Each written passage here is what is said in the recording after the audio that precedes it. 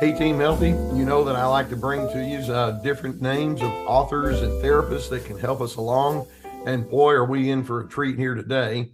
I have Darlene Lancer with me, and Darlene has been around the block for a few times, which means that she's been doing the work that I do out there in Santa Monica, California for quite some time now. Darlene, first of all, welcome to the Surviving Narcissism podcast, and we're so pleased to have you with us here today. Well, thank you, and thank you so much for inviting me. Yeah, just bear with me on the scratchy voice today, and we'll get through it, okay? So, okay, now you started your career as an attorney, and then Right. you shifted gears after you got into that, and you wound up becoming a therapist. That's quite a combination there. So you might want to just kind of let us know, how that happened, and how that's impacted the way that you see life. Well, I think I've already shared on another video that I really wanted respect from my mother, who was a narcissist, and I had older brothers that she idealized, and so I thought, well, I think she wanted one of my brothers to be a lawyer, and he wasn't, and so I thought, well, that will gain her respect. Of course, it didn't work out that way. She said, I never knew why you wanted to be a lawyer. What are you doing, And together Darlene? we get a great lawyer. So at some point I realized that I just had to please myself. And I learned the trade and how to be a good lawyer. I was an entertainment lawyer here in Hollywood. And then I was becoming more and more unhappy as I was starting to change and work on myself and my codependency. And I realized my insides and my outsides were in conflict. And during the day, I was playing the role of a lawyer, but that's not what I was interested in reading about. I was reading about psychology and relationships. I never followed the latest cases. I couldn't care less. And so eventually I decided I'd make the shift. And then I remembered that I originally wanted to be actually a shrink and or a psychologist. And so I decided to go back to school midlife, and I did that. And then it was such a joy to me to do what I always wanted to do. And then Know I so many started. people who have kind of like you, they've been in one field and then and many times they can make the best therapist, and then at age 40 or something like that they go back to graduate school. Well, not only have you been in practice, but you've written books. You've been part of the dummy series, the Codependence for Dummies, conquering shame and codependency, and then dealing with a narcissist. And so you have kind of an expertise in codependency and dealing with shame-based individuals and the narcissist. What I'd like to do is I'd like to just start with, let's break it down first with your understanding of narcissism. Then I want to dovetail it into your understanding of codependence.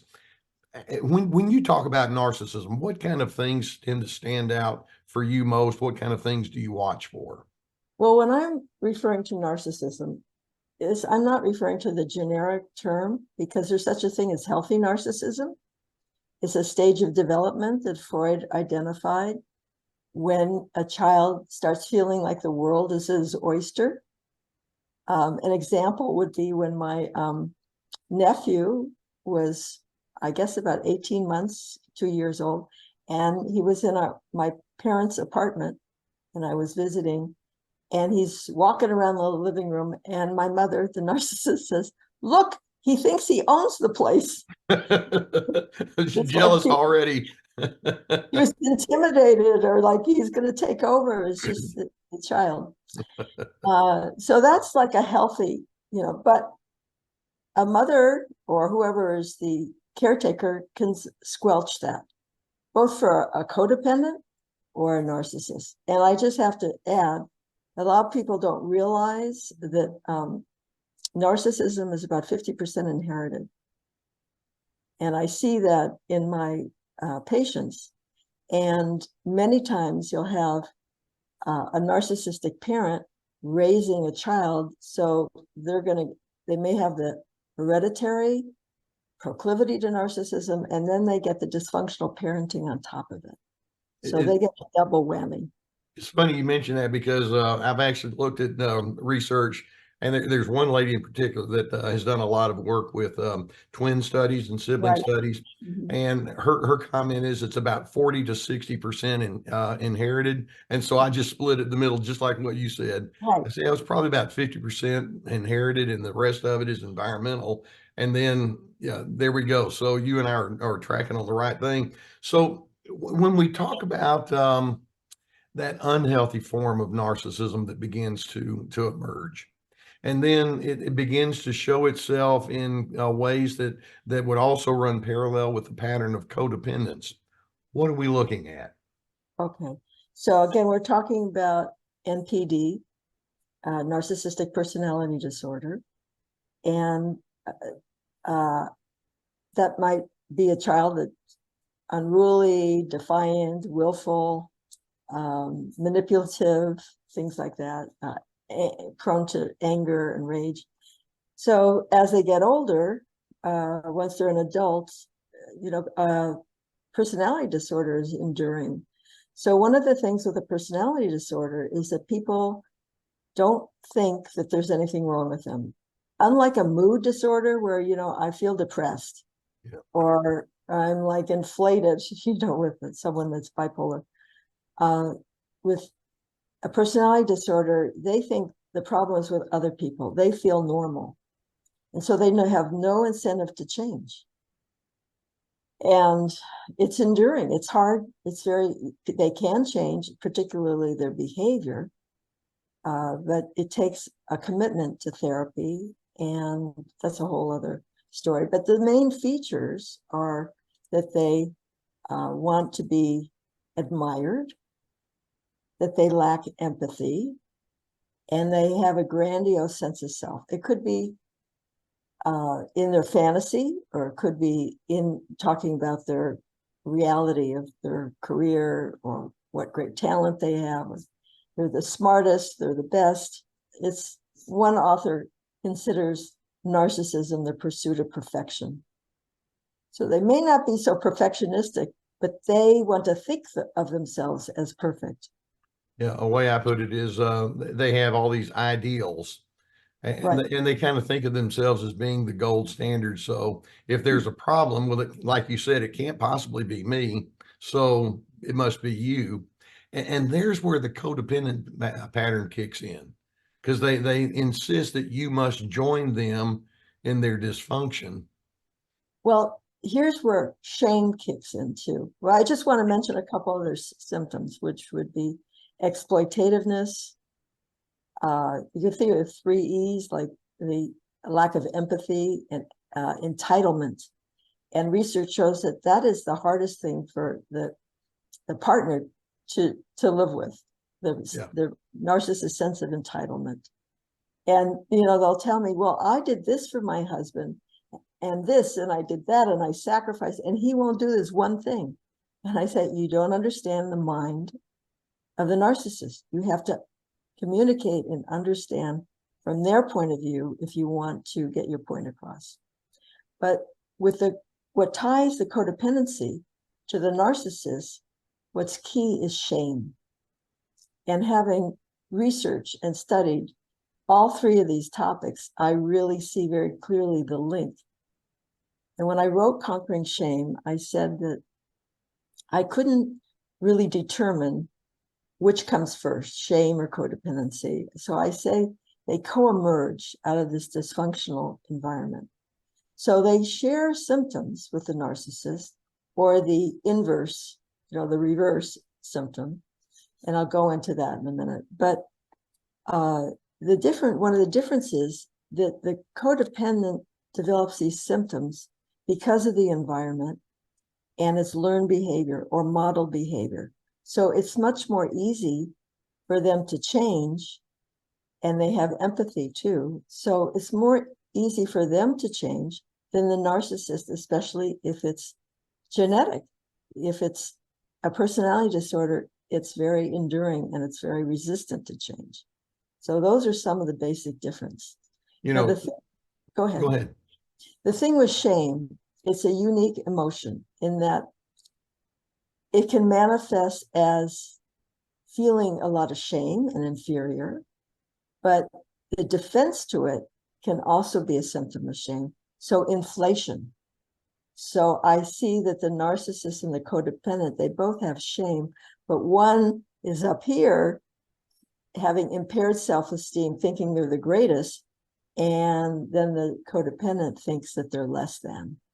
Now, the interesting thing is that the narcissist also is insecure, but it's either unconscious or less conscious, or only comes out when they have fail or something like that. There's degrees of consciousness about their insecurity, but it comes out in their behavior because they have to brag and they have to think they're better. Arrogant is another symptom. Yeah, Think they're talk better. about that more, Darlene, because so many narcissists would, if you were to say, well, I just sense that you're pretty shame-based, it'd be like, no, you missed on that one, Doc. And yet, there it is. I mean, they don't see it, do they? Well, they might privately. I mean, can't say for all narcissists. So some are insecure. They ask people a lot of questions. They need a lot of validation. They have what we call a need for this, their narcissistic supply.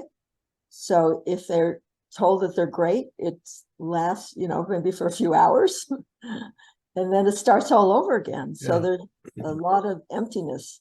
That's something There's they a feed me mentality that they operate with. Right.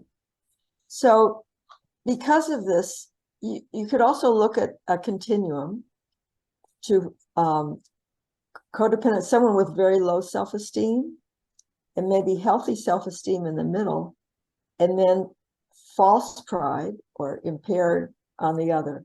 So you want to get both the codependent and the narcissist, you want to get to the middle.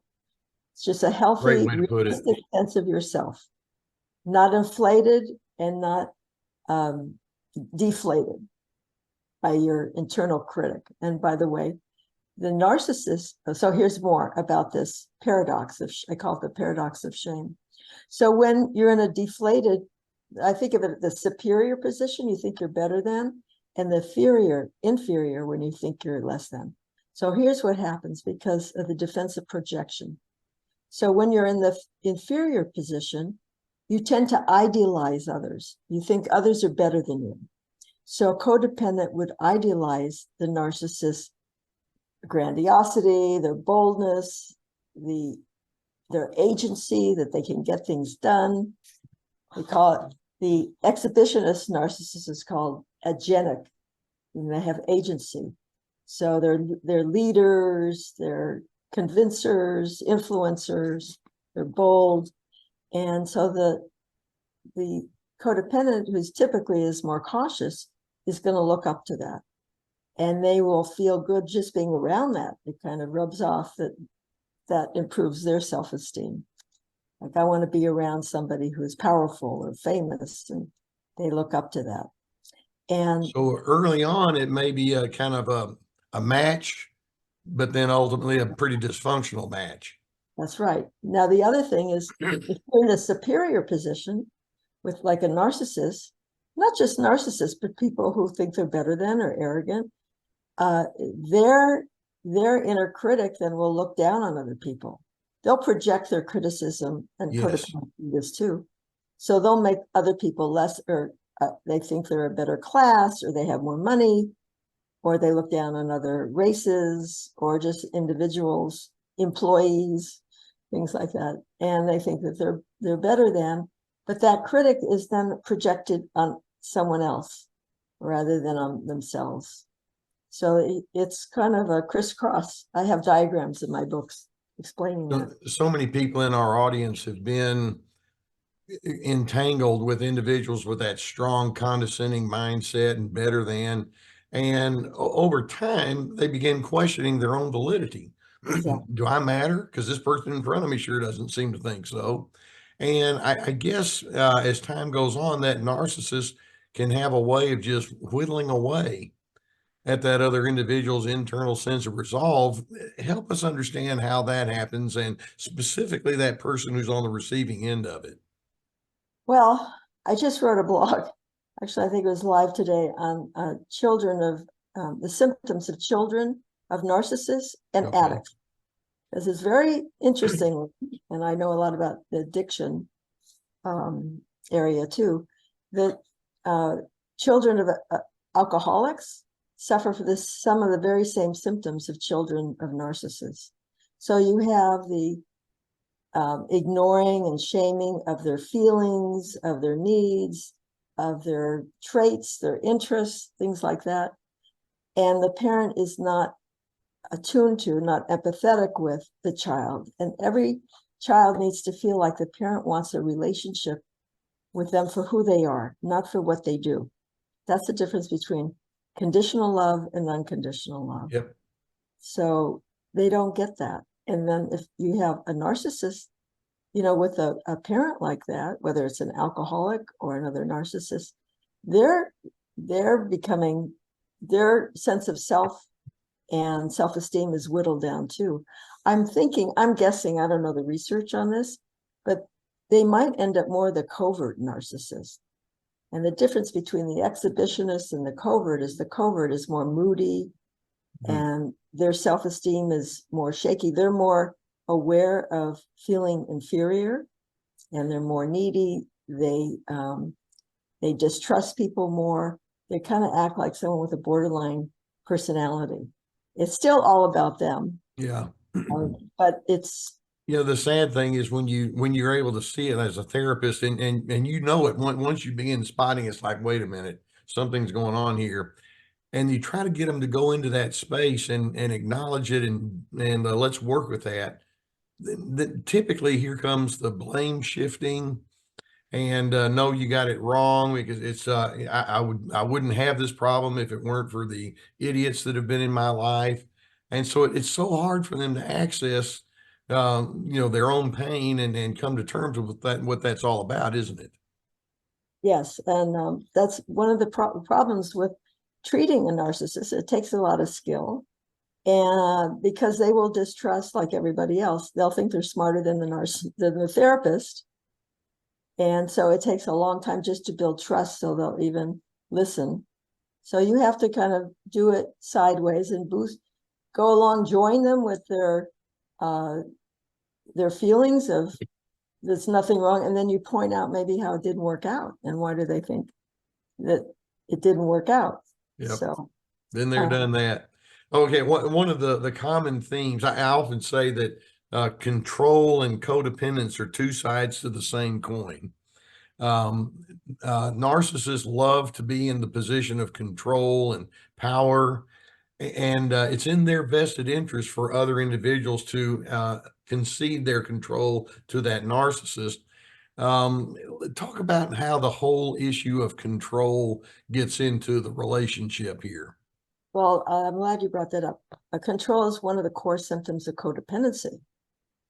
So I just want to preface this by saying codependence in the family, to survive, and based on the environment and their personality, they usually will take one of three tracks. Either they will seek power, to be in charge, to feel safe and secure, or they'll want to be loved. So that means pleasing and accommodating to the parent, not to make waves. So they'll be safe that way. And then the third track is, well, I'm just going to step back, and I don't want to get in the mix. I'm just going to withdraw and watch video games, read my books, and not get involved. So the difference between the narcissist is that they seek power, and that's how they feel safe. It's actually a defense. Their whole personality is a defense to their insecurity and their shame. So if I'm powerful, and I'm perfect, I can't be criticized for anything. I can't be hurt. So I'm going to stay in control. And they're always watching the environment, scanning the environment to see who's on top. And it has to be them. And they will use impression management with huge. Yeah, with charm. And I know you've written about the false self, which is what we're talking about. Charming, bragging, all that to make you look up to them, so they think they're admired and number one. When that doesn't work, then they discount you. and they put you down. So first they try the easy way and then the hard way. But the codependent, to them, the most important thing is being loved and accepted. So they're going on different tracks. So the narcissist will sacrifice the relationship for power, or you could say for themselves. And the codependent will sacrifice themselves to maintain the relationship. Okay, say that again, because that was that's worth repeating. Yeah. The narcissist they're in the pursuit of power, and they will sacrifice the relationship, meaning their partner's welfare and feelings, whatever, to be on top, to have that control and power. Their partner, the codependent, will sacrifice themselves. They keep giving away more of themselves to please, thinking, now he'll love me. Now she'll do what I want. If I just give her this one more thing, if I buy her another gift, if I go along, they go along to get along. The narcissist doesn't care about getting along. They want to get ahead. Yeah. Instead of getting along. So well stated.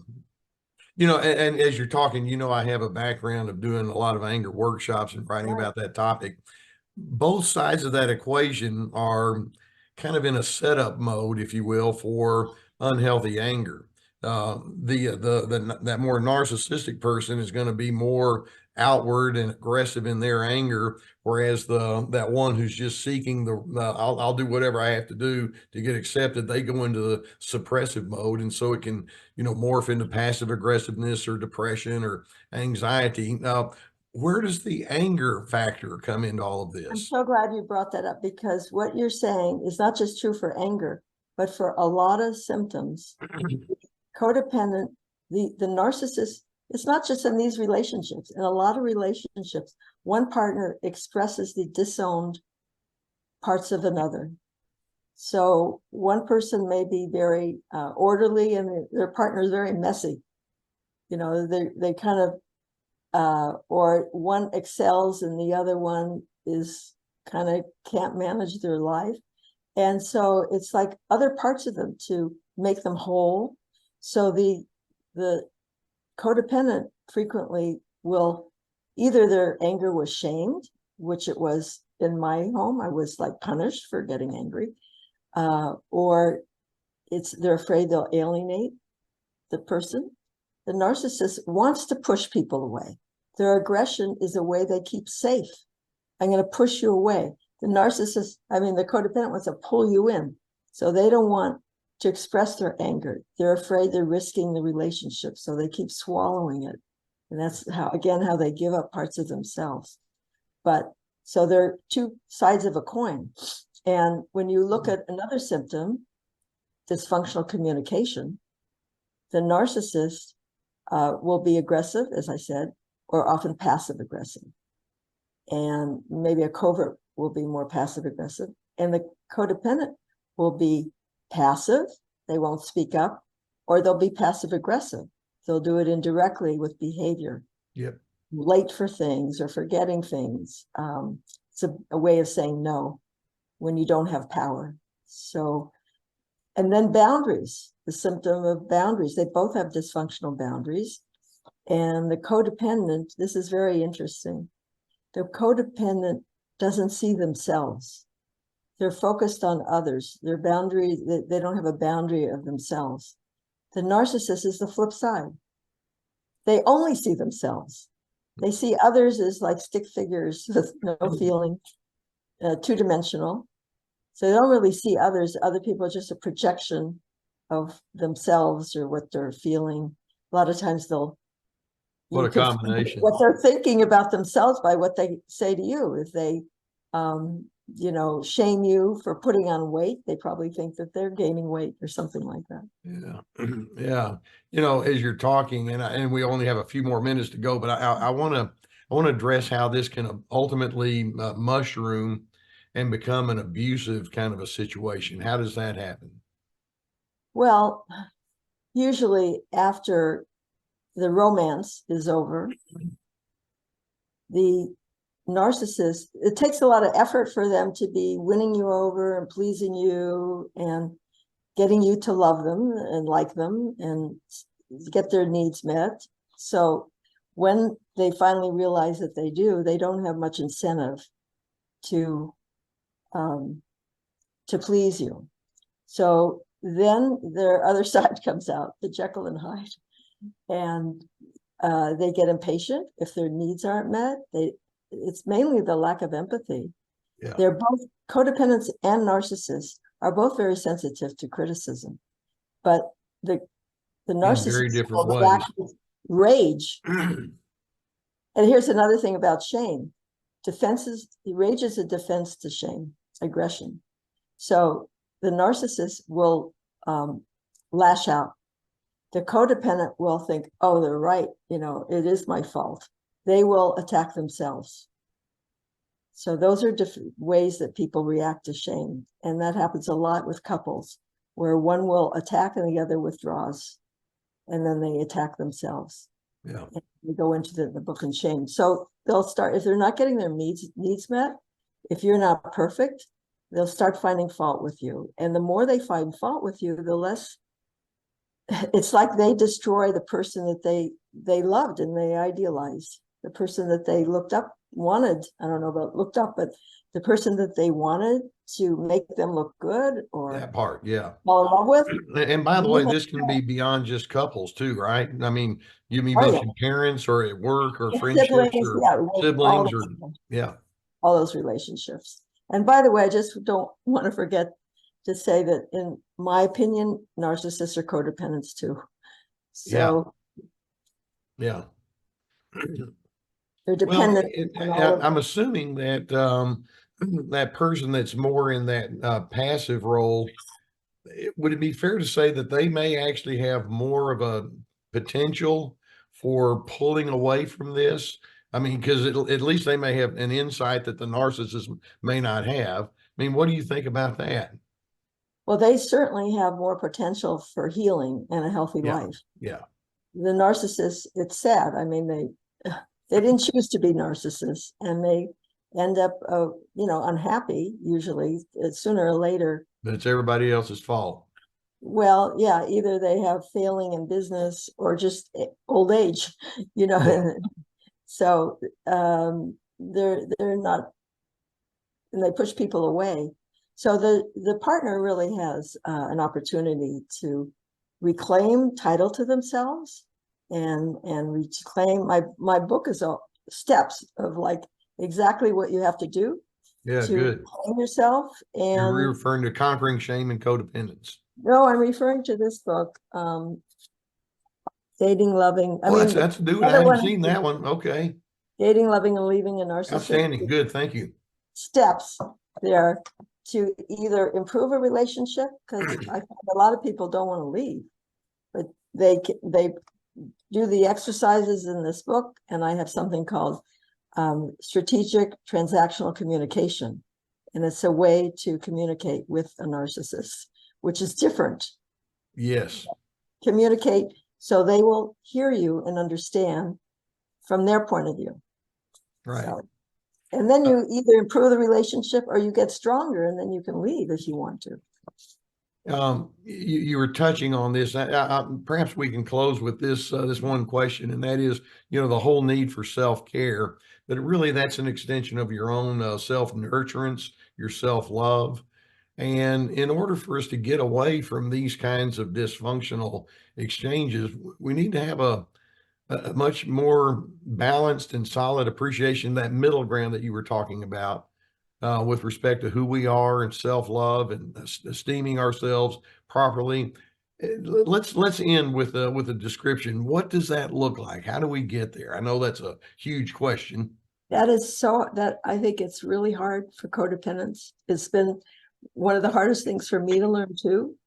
And I think it's hard to do in an abusive relationship without support, because you don't know another reality. You don't have people reflecting back to you who you are, to remember who you were before you got in this relationship. Well, the narcissist is not going to say, hey, tell me what you think about that. They're just going to say, here's what you need to think. The problem is the partner keeps going to the narcissist to get approval. you're just going to get more abuse.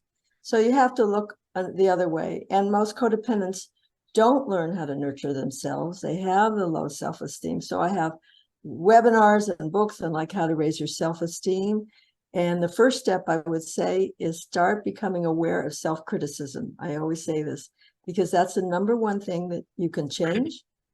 And it's the most destructive thing. They used to say that, you know, depression was anger turned inwards. Well, that's shame. That's what shame is. Yeah. And that it could even lead to suicide. Yeah. So you have to start paying attention, write down all your negative self-talk. And it's more than like bubble baths. It's like honoring your feelings, honoring your needs, finding out what it's an ongoing process, isn't it? It's a process. You have to learn. It's hard to set boundaries if you don't think you have any rights. Yeah. So you have to, and those come from your feelings.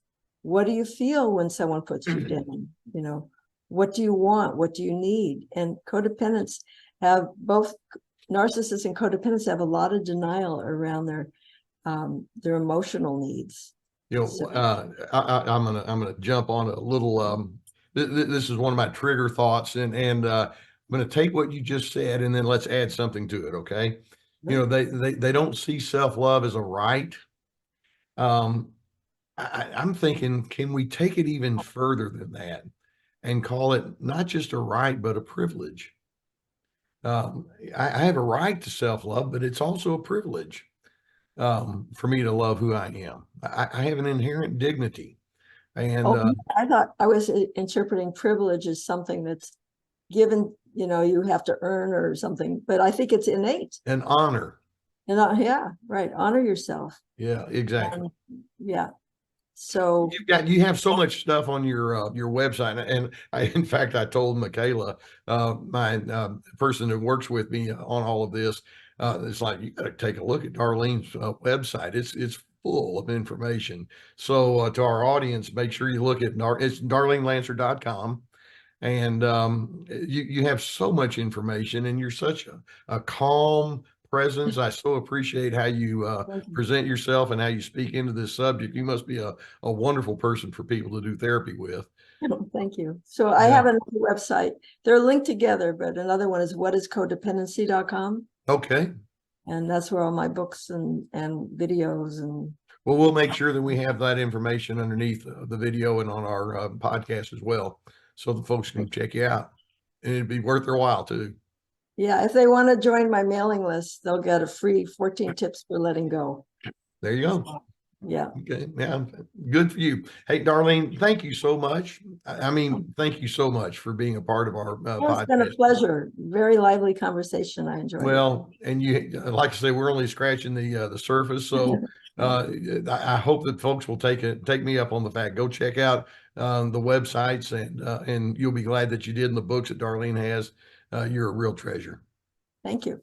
Okay. Thanks so much. And we will see you next time.